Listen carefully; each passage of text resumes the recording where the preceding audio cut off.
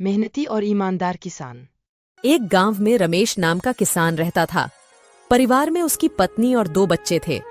वह अपने छोटे से खेत में फसलें उगाता था, जिससे कि वो अपने परिवार के लिए 2 वक्त का खाना जुटा पाता था। लेकिन इस साल बारिश न होने की वजह से उसकी फसलें इतनी अच्छी नहीं हो पाई। एक दिन वह अपनी पत्नी के साथ खेत पर खड़े होकर कह रहा था, हे भगवान, अगर बारिश हो जाए तो इस बार सभी किसानों की फसलें अच्छी हो जाए। उसकी पत्नी भी कहती है, सही कहा आपने। अगर बारिश हो जाती है तो इस बार काफी अनाज हमारे पास आ जाएगा। बारिश की आस में किसानों की उम्मीदें टूटने लगती हैं, लेकिन बारिश की एक भी बूंद जमीन पर नहीं गिरती। परिणाम यह होता है कि सभी किसानों की फसलें बर्बाद हो जाती हैं। रमेश की फसल भी पूरी तरह बेकार हो जाती है। ये देखकर रमेश कहता है, हे भगवान, इस बार किसानों का बहुत नुकसान हुआ है। फसलें पूरी तरह से नष्ट हो चुकी है। मैंने तो इस फसल और बच्चों की पढ़ाई के लिए कर्जा भी नहीं रखा था। अब मैं इस कर्जे को कैसे चुका पाऊंगा? यह सुनकर रमेश की पत्नी रमेश को सहारा देते हुए कहती है, कोई बात नहीं, अब जो होना था वो हो गया। हमारी पड़ोस वाली दीदी कह रही थी कि महेश भाई शहर गए हैं। हो सके तो आप भी शहर चले जाइए। शहर जाकर थोड़ा पैसा कमा पाएंगे तो कर्जा भी चुका देंगे। यह सुनकर रमेश कहता है, हाँ, अब मेरे पास केवल 2 ही रास्ते हैं। या तो मैं शहर जाकर थोड़े बहुत पैसे कमा लूं या फिर खेत बेच दूं। लेकिन मैं खेत बेचना नहीं चाहता, क्योंकि हमारे पालन पोषण का यही एकमात्र सहारा है। बाद में रमेश और उसकी पत्नी दोनों मिलकर रमेश के शहर जाने को ही उचित समझते हैं। अगली सुबह रमेश शहर जाने की तैयारी करता है। वह अपनी पत्नी से कहता है, सुनो, मैं खाली हाथ शहर जा रहा हूँ। कोशिश करूंगा कि कहीं अच्छा सा काम ढूंढ लूं और थोड़ा बहुत पैसा कमा लूं। जैसे ही कुछ पैसे हो जाएंगे मैं तुम्हें खर्चे के लिए भिजवा दूंगा। रमेश के जाते वक्त उसकी पत्नी उसे कुछ पैसे देती है। यह देखकर रमेश कहता है, यह पैसे कहाँ से आए तुम्हारे पास?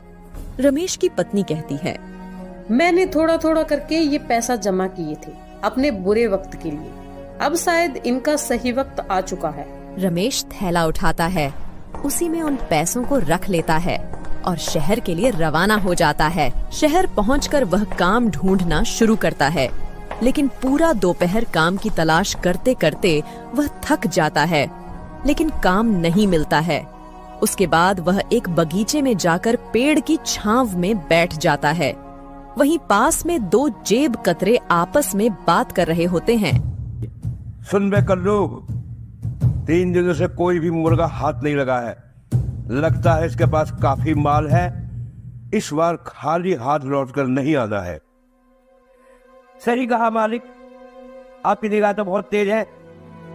चल अब तारीफ करना बंद कर और काम पर लग जा। मैं इसे बातों में उलझा लूंगा और तू इसका थैला लेकर 1, 9, 11 हो जाना। मालिक, यह सब तो ठीक है, लेकिन 1, 9, 11 नहीं, 9, 2, 11 होना है। बकवास बंद कर और काम पर लग जा। उनमें से एक जेब कतरा रमेश के पास जाकर उसे बात करने लगता है। अरे श्याम बाबू, कैसे हो? बड़े दिनों बाद दिखाई दिए हो। अरे भाई, आप कौन हो? मैं तो आपको जानता भी नहीं। और मेरा नाम श्याम बाबू नहीं, मेरा नाम तो रमेश है। अरे हाँ, तभी मैं कहूँ कि तुम्हारा नाम भूल रहा हूँ। अच्छा, और बताओ क्या हाल है? अरे क्या बताऊं भाई, गांव से शहर आया हूँ काम की तलाश में, लेकिन काम मिल नहीं रहा। अगर आप मुझे जानते हो तो मेरे लिए कोई काम ही बता दो। इन दोनों की बातचीत हो ही रही थी, तभी कल्लू रमेश का थैला लेकर 9, 2, 11 हो जाता है। पहला जेब कतरा कहता है, अरे भाई, लगता है पहचानने में गलती हो गई। चलो मैं चलता हूँ। अजीब लोग हैं शहर की। पहले खुद ही जान पहचान का दिखावा करते हैं और बाद में खुद ही अनदेखा करने लगते हैं। इतने में रमेश की नजर अपने थैले की ओर पड़ती है, लेकिन वहां पर थैला न देखकर वह काफी निराश हो जाता है और कहने लगता है, शहर के लोग तो बड़े ही दयाहीन हैं। मैं तो सोचता था शहर के लोगों का बड़ा दिल होता है, लेकिन यहाँ तो दिल है ही नहीं किसी के पास। गरीब के थैले को भी नहीं छोड़ते। वह भगवान से प्रार्थना करता है कि वही उसकी मदद करें। इतने में रमेश के पीछे से एक दर्द भरी आवाज आती है, बचाओ बचाओ। रमेश उस आवाज को सुनता है और देखता है कि वहां एक घायल व्यक्ति जमीन पर नीचे पड़ा हुआ है। उसके आसपास से लोग गुजर रहे हैं, लेकिन कोई भी उसे सहारा नहीं दे रहा है। रमेश उसकी घायल स्थिति को देखकर तुरंत हॉस्पिटल ले जाने का इंतजाम करता है। हॉस्पिटल ले जाकर वह डॉक्टर से बात करता है। डॉक्टर साहब, जरा इन्हें देखिए। यह बहुत घायल है और दर्द के मारे तड़प रहे हैं। डॉक्टर उस व्यक्ति की हालत देखता है और कहता है, तुरंत इलाज शुरू करना होगा। इसके लिए तुम्हें कुछ पैसे काउंटर पर जमा करने होंगे। ये सुनकर रमेश आश्चर्य में पड़ जाता है और डॉक्टर से कहता है, डॉक्टर साहब, आज ही सुबह मैं शहर आया हूँ काम की तलाश में, लेकिन काम तो मुझे मिला नहीं। ऊपर से मेरा बैग भी किसी ने चुरा लिया है। डॉक्टर उस व्यक्ति का तुरंत इलाज शुरू कर देते हैं और कुछ समय बाद बाहर निकलते हैं। तभी रमेश अपनी जेब से एक पर्स निकालता है जो उसे घायल व्यक्ति को हॉस्पिटल लाते हुए उसकी जेब से गिरते हुए मिल गया था। वह उसे डॉक्टर को दिखाते हुए कहता है, ये लीजिए डॉक्टर साहब, ये इन्हीं का पर्स है। मैंने तो इसे खोला भी नहीं है। देख लीजिए, शायद इसमें कुछ पैसे हो। डॉक्टर उस पर्स को चेक करता है तो उसमें बहुत सारे आईडी कार्ड और क्रेडिट कार्ड होते हैं। जब डॉक्टर उनकी आईडी कार्ड को चेक करता है तो उसे पता चलता है कि यह तो शहर के सबसे अमीर आदमी है। वो तुरंत रमेश से कहता है, अच्छा हुआ जो तुम इन्हें हॉस्पिटल लेकर आ गए। तुम जानते हो ये शहर के सबसे बड़े आदमी हैं। मुझे नहीं पता डॉक्टर साहब, मैंने तो अपना फर्ज निभाया है। डॉक्टर रमेश को शाबाशी देता है और कहता है, कल सुबह इन्हें होश आ जाएगा। तुम कल सुबह आकर इनसे मिल सकते हो। रमेश रात भर उस गार्डन में ही सोता है और सुबह होते ही वह हॉस्पिटल वापस आ जाता है और डॉक्टर से पूछता है, डॉक्टर साहब, अब इनकी तबीयत कैसी है? डॉक्टर कहता है, हाँ, अब बिल्कुल ठीक है।